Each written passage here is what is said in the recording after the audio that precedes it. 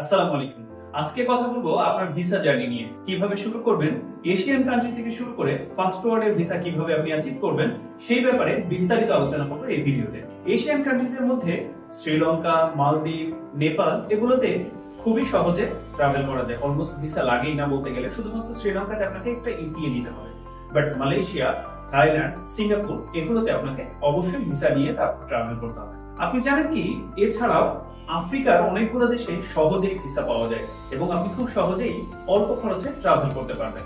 আসছি ফার্স্ট ওয়ার্ল্ডের ভিসার ব্যাপারে। এখানে আপনাকে ট্রাভেল হিস্ট্রি মেক করতে হবে। সো আপনি যদি কিছু এশিয়ান কান্ট্রিজ আগেই ট্রাভেল করে থাকেন তাহলে আপনার ভিসা পেতে সহযোগিতা করবে। তাছাড়া আপনার healthy bank statement, tax return এগুলো খুবই ইম্পর্টেন্ট। আসছি কমন কিছু ডকুমেন্টস এর ব্যাপারে। ভিসা করতে যেগুলো সবারই প্রয়োজন হয় সেটা হচ্ছে আপনার পাসপোর্টের বায়ো পেজ, আপনার যদি ট্রাভেল হিস্ট্রি থাকে সেগুলো, আপনার ব্যাংক স্টেটমেন্ট, সলভেন্সি, এই কিছু কমন ডকুমেন্টস আপনার সবগুলো ভিসার ক্ষেত্রে প্রয়োজন হবে। সবচেয়ে ইম্পর্টেন্ট যে পয়েন্টটি সেটা হচ্ছে কখনোই কোনো ফেক ডকুমেন্টস দিয়ে ভিসা অ্যাপ্লিকেশন করবেন না, তাতে করে আপনার ভিসাটি ব্যান হয়ে যেতে পারে। রোমিং এর সাথেই থাকুন, আপনার স্বপ্ন ভ্রমণ করুন।